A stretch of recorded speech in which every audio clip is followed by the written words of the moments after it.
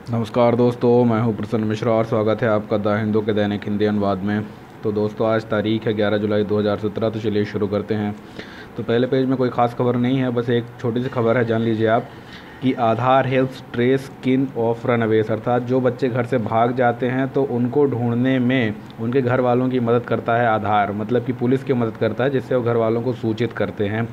तो जैसे ही कोई बच्चा है और अगर उसके घर वालों ने उसका आधार बनवा लिया है तो उसके जो फिंगरप्रिंट्स और जो रेटिना होते हैं तो वो उसमें क्या होते हैं, सेव्ड हो जाते हैं। तो अगर ऐसा बच्चा कभी घर से भाग जाए या कहीं किडनैप हो जाए और बाद में उसको कोई कहीं ले जा कर के छोड़ दे या कुछ ऐसी उसके साथ घटना दुर्घटना हो जाए, तो अगर पुलिस उसे बच्चे को बरामद करती है तो उसकी आइडेंटिटी पता लगाने के लिए उसे क्या करना पड़ेगा, सिर्फ उसके फिंगरप्रिंट और रेटिना लेने पड़ेंगे। उससे अपने आप पता चल जाएगा कि आधार के डेटाबेस में ये बात पता होती है कि वो बच्चा कौन है, उसके माता पिता कौन है, घर का पता क्या है, इत्यादि इत्यादि। तो अभी ये देखा गया है कि कुछ घटनाओं में, जैसे बेंगलुरु की जो घटना है, तो वहाँ पे कुछ बच्चे जो मिले थे तो उनके आधार के माध्यम से उनको उनके घर पहुँचा दिया गया।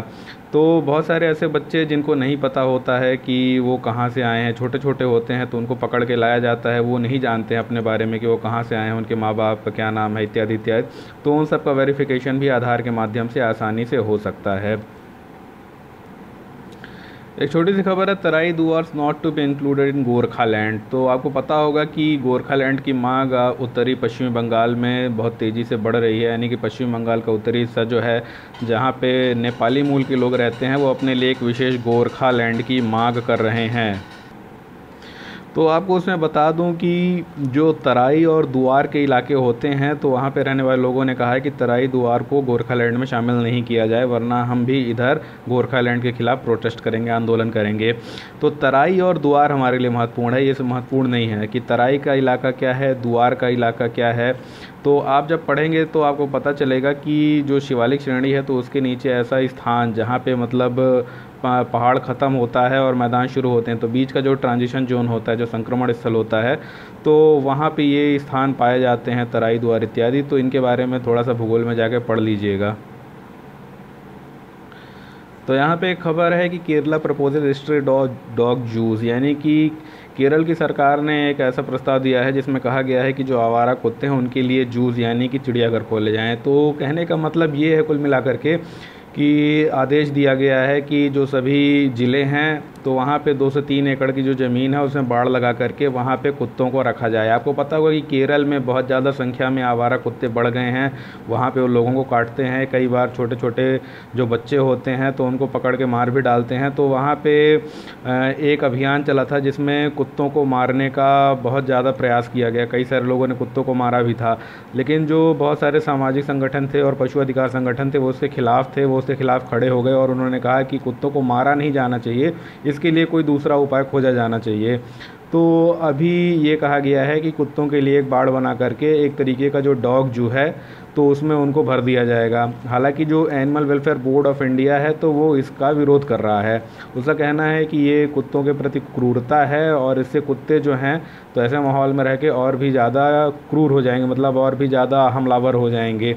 तो समस्या के जो अन्य पहलू है तो कैसे सुलझाए जा सकते हैं, तो उस पर आपको हमको विचार करना होगा। लेकिन अभी ये जानने लायक है कि ऐसा एक प्रपोज़ल दिया गया है। ये इसलिए बता रहा हूँ क्योंकि आजकल यूपीएससी ऐसे अजीब अजीब सवाल पूछ रहा है। जैसे इस बार का कुनो पालपुर वाला सवाल ऐसा ही था, कोई ख़ास नहीं था, अजीब सा सवाल था। तो ऐसे ही ये सवाल भी पूछा जा सकता है। तो ऐसी चीज़ों पे, घटनाओं पे, खासकर जो कि जैव विविधता से या पर्यावरण इत्यादि से संबंधित हैं तो उनको ध्यान रखिएगा। अगला लिखा हुआ है, Karnataka sets a panel to design state flag, यानी कि कर्नाटका ने एक पैनल का निर्माण किया है, पैनल बनाया है जो कि राज्य का एक अलग ध्वज डिज़ाइन करेगा।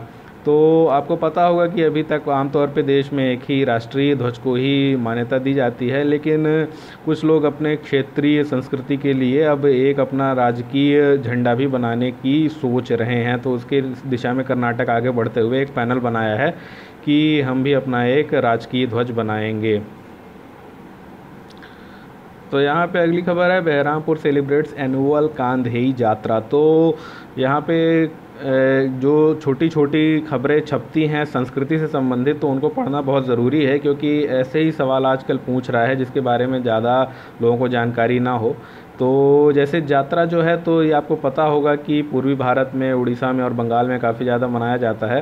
तो यहाँ पर जो यात्रा के विविध स्वरूप हैं उनके बारे में आपको जानकारी होनी चाहिए। तो ये जो कांधेई यात्रा है, तो ये बहरामपुर में सेलिब्रेट किया गया, इसको मनाया गया। इसके बारे में थोड़ी सी जानकारी लेते हैं कि ये एक विशेष प्रकार का यात्रा है जिसमें कि क्या किया जाता है, खिलौनों का मेला लगाया जाता है। यानी कि एक तरीके का टॉय फेयर है जहाँ पे खिलौने बेचे जाते हैं। हालांकि जो पहले ये मेला होता था तो उसमें जो ट्रेडिशनल टॉयज़ हैं, जो पारंपरिक खिलौने हैं, जो मिट्टी के, लकड़ियों इत्यादि के बनते थे, उनको बेचा जाता था। लेकिन अभी ये देखा जा रहा है कि अब यहाँ पे जो प्लास्टिक इत्यादि खिलौने हैं उनकी ज़्यादा भरमार हो गई है। तो थोड़ा सा और जानते हैं इस फेस्टिवल के बारे में। Festival is observe every year on full moon night, यानी कि हर साल ये एक फुल मून नाइट अर्थात पूर्णिमा के दिन मनाया जाता है, श्रावण मास की, यानी श्रावण मास की पूर्णिमा को मनाया जाता है। और इस दिन गुरु पूर्णिमा भी होती है। और लिखा हुआ है एक्सटेंशन ऑफ रथ यात्रा। तो जो पुरी की रथ यात्रा है, तो एक तरीके से ये उसी का एक्सटेंशन है, उसी का विस्तार माना जाता है। यानी कि पहले जो रथ यात्रा थी, तो उसके बाद फिर 100 साल पहले के आसपास ये कार्यक्रम भी शुरू कर दिया गया। अगला है खंडेरी यात्रा इस ritualistically attached to the old Jagannath temple of Chhapa street, यानी कि जो छपा गली में पुराना जगन्नाथ मंदिर है, तो उससे ये रिचुअलिस्टिकली अटैच्ड है। यानी कि जो इसके पूजा पाठ इत्यादि की क्रियाविधि है वो उसी से जुड़ी हुई है। एक खबर है कि 5 रेड सैंडर्स स्मगलर्स हेल्ड, यानी कि रेड सैंडर्स के 5 जो तस्कर थे गिरफ्तार हो गए हैं। तो रेड सैंडर्स के बारे में जानना चाहिए। ये चंदन है, ये 2015 में आया भी था कि आप रेड सैंडर्स को कहाँ पर पाएंगे। तो रेड सैंडर्स के बारे में एक बार देख लीजिए कि ये किस प्रकार के वन हैं, यानी कि किस प्रकार की वनस्पति है, उष्णकटिबंधीय है कि वर्षा वन है, क्या है, और कितना ताप की आवश्यकता होती है, किन स्थानों में पाया जाता है, भारत में कहाँ कहाँ पाया जाता है, क्या इसका महत्व है। क्योंकि यूपीएससी में सवाल लगातार रिपीट हो रहे हैं, हर साल 3-4 सवाल ऐसे हैं जो रिपीट हो रहे हैं इधर उधर से। तो रेड सैंडर्स के फिर से आने की काफ़ी ज़्यादा संभावना है। इसके अलावा मैंने आपको मालाबार एक्सरसाइज के बारे में बताया था, तो आज फिर से बता रहा हूँ कि पहले मालाबार एक्सरसाइज जो थी ये भारत और यूएस की नेवी से अर्थात नौसेनाओं के बीच हुआ करती थी। लेकिन इसमें बाद में 2015 से जापान भी आकर के शामिल हो गया है। तो अब ये कैसी हो गई, त्रिपक्षीय हो गई है। तो इसमें जापान की नेवी, भारत की नेवी और यूएस की नेवी हिस्सा लेती हैं। तो पढ़ना हो तो पढ़ लीजिएगा कि भारत के कौन कौन से जहाज़ हिस्सा ले रहे हैं इसमें, यूएस के कौन से जहाज़ हिस्सा ले रहे हैं। तो वो उतना महत्वपूर्ण नहीं है, लेकिन आपको जानना चाहिए कि मालाबार अभ्यास किससे किसके बीच होता है।